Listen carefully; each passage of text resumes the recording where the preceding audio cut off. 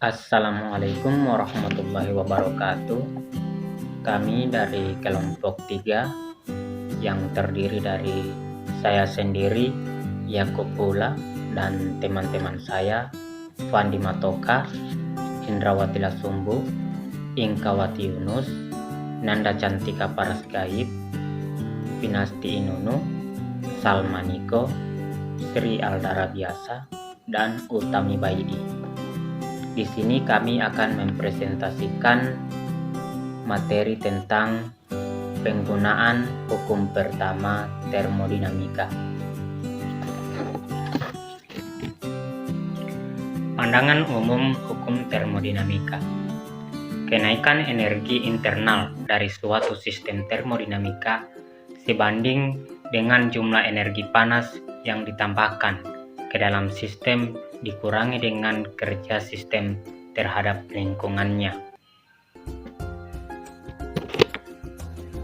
Landasan hukum ini pertama kali digunakan oleh James Prescott Joule melalui eksperimen-eksperimennya yang berhasil menyimpulkan bahwa panas dan kerja saling dapat dikonversikan.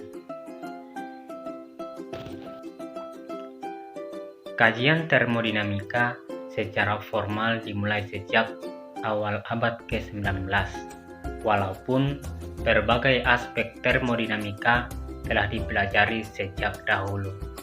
Kata termodinamika berasal dari Yunani, therme yang berarti kalor, dan dinamik berarti kakas. Jadi termodinamika dapat diartikan sebagai kemampuan benda panas untuk menghasilkan usaha atau kerja. Baik, saya akan melanjutkan materi yang sebelumnya. Nah, kita masuk pada penjelasan hukum pertama termodinamika. Nah, hukum pertama termodinamika adalah suatu pernyataan bahwa energi itu adalah kekal. Energi itu tidak dapat diciptakan maupun tidak dapat dimusnahkan. Nah, hukum ini menyatakan jika kalor delta Q itu masuk dalam sistem, maka energi ini haruslah muncul sebagai penambahan energi dalam sistem atau delta O, dan atau usaha yang dilakukan sistem pada lingkungannya. Energi dapat berganti bentuk ke yang lain, misalnya menjadi kalor. Nah, misal 1 joule itu sama dengan 0,24 kalori, sehingga 1 kalori itu sama dengan 4,2 kilojoule. Atau bisa kita rumuskan dalam bentuk delta Q itu sama dengan delta O ditambah delta W. Selanjutnya, hukum pertama termodinamika memperluas konsep energi dari sistem mekanis ke sistem termodinamika. Secara khusus mengakui bahwa proses yang dikenal sebagai perpindahan panas dapat mengakibatkan transfer energi ke sistem selain energi yang ditransfer oleh pekerjaan mekanis. Dalam PPT ini, kami mengacu pada sistem yang tidak dapat menukar apapun dengan lingkungannya sebagai sistem yang terisolasi. Yang pertama, proses siklus Carnot. Pada tahun 1824, Sadi Carnot menunjukkan bahwa mesin panas balik dengan siklus antara dua unit penyimpan panas adalah mesin yang paling efisien. Contoh, proses isotermal. Metode tertentu harus diikuti agar sistem ini terus berfungsi, dan sebagai akibatnya panas diubah menjadi fungsi. Lihat gambar di bawah ini. Mulai dari P1, V1, gas mencapai P2, V2 melalui proses isotermal. Proses isobarik kemudian mengubah sistem dari P2, V2 menjadi P2, V1. Akibatnya, proses isobarik memungkinkan sistem untuk kembali ke P1, V1. Usaha yang dilakukan sama dengan luas daerah yang diarsip pada gambar. Baiklah, materi selanjutnya yaitu proses siklus mesin AP. Siklus mesin uap juga disebut siklus rangkaian ditunjukkan pada gambar di bawah ini. Siklus ini dibatasi oleh 2 garis lengkung adiabatik dan 2 garis lurus isohorik. Hanya saja pada mesin uap ini terdapat proses penguapan dan pengembunan. Mula-mula air dalam keadaan cair dengan suhu dan tekanan rendah di titik A. Selanjutnya yaitu proses mesin diesel. Mesin diesel diidealkan bekerja dengan siklus diesel. Berbeda dengan mesin bensin, pembakaran gas dilakukan dengan memberikan kompresi hingga tekanannya tinggi. Pada proses BC terjadi di pembakaran gas berekspansi sampai F3 dengan dilanjutkan ekspansi di adiabatik sampai F1. Rasio konversi siklus diesel lebih besar dari siklus Otto sehingga lebih efisien. Siklus untuk mesin diesel ditunjukkan pada gambar di atas ini. Siklus pada mesin diesel dibatasi oleh 2 garis lengkung adiabatik dan 1 garis lurus isobarik serta 1 garis lurus isohorik. Baiklah, itulah pemaparan materi dari saya. Untuk materi selanjutnya akan dipaparkan oleh teman saya yaitu Pinasti Ununu. Untuk saudara Pinasti dipersilahkan. Nama saya Pinasti Nunu. Saya akan melanjutkan materi dari Saudari Nanda Cantika Farasgaib. Proses siklus mesin bensin.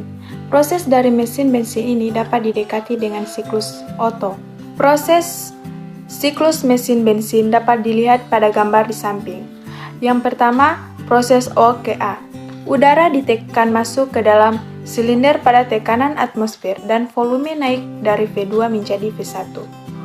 Yang selanjutnya itu proses A ke B. Gas ditekan secara adiabatik dari V1 menjadi V2 dan temperaturnya naik dari TA ke TB. Yang selanjutnya yaitu proses B ke C.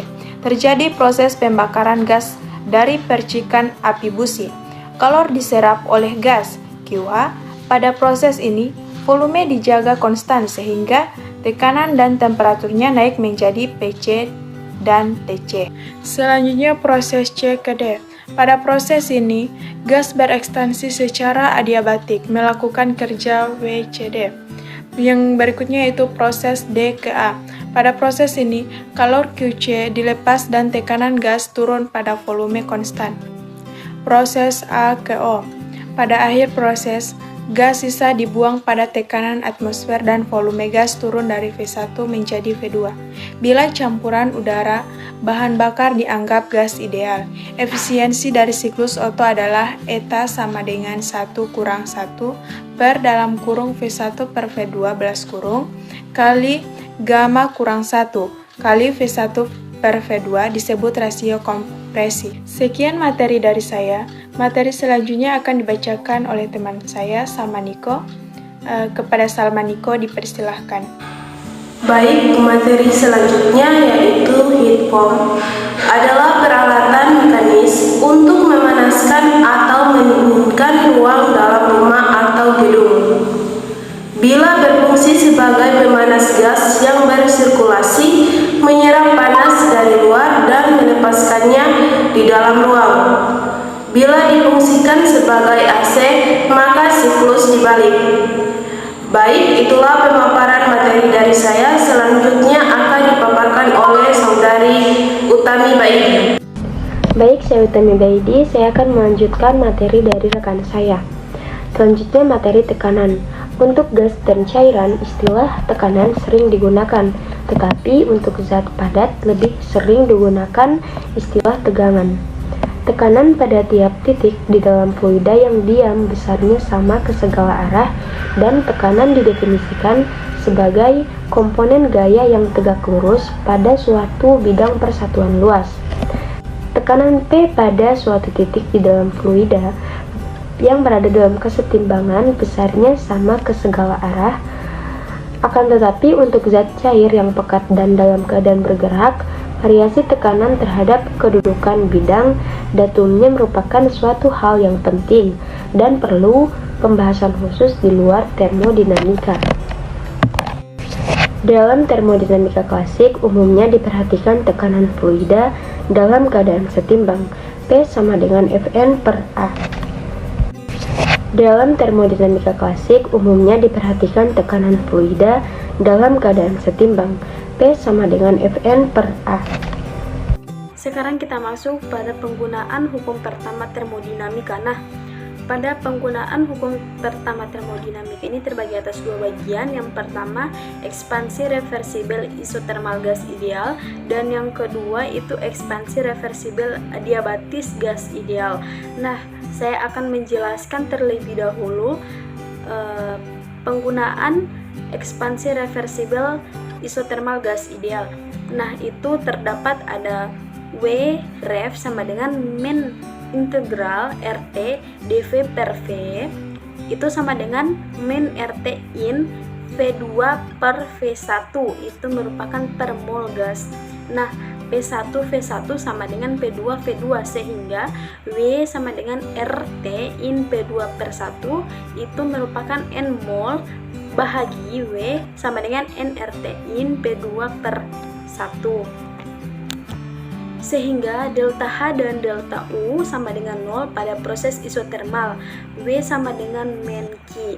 Nah, itu merupakan pembahasan mengenai ekspansi reversibel isotermal gas ideal. Nah, sekarang kita masuk pada ekspansi reversibel adiabatis gas ideal. Nah, kita mulai dari adiabatis itu Q sama dengan 0, sehingga DU sama dengan DW sama dengan min P dV, DU sama dengan CU dt, CV dt sama dengan min P dV sama dengan min RT dalam kurung dV per V. Nah, CV itu sama dengan dt per T sama dengan min R sama dengan dV per V, sehingga CV in itu T2 per T2, maksudnya T2 per T1 sama dengan min R in V2 per V1, sehingga CP dan CV itu merupakan gamma. Nah, in T2 per T1 sama dengan min C gamma kurang CV per CV in.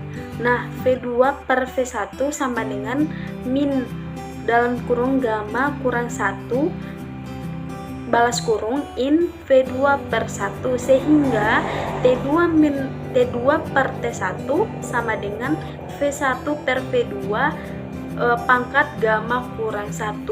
Nah, itu merupakan penggunaan hukum pertama termodinamika di dalam bagian ekspansi reversibel isotermal gas ideal dan ekspansi reversibel adiabatis gas ideal. Pula materi mengenai penggunaan hukum termodinamika. Sekian dari kami kelompok 3. Wassalamualaikum warahmatullahi wabarakatuh.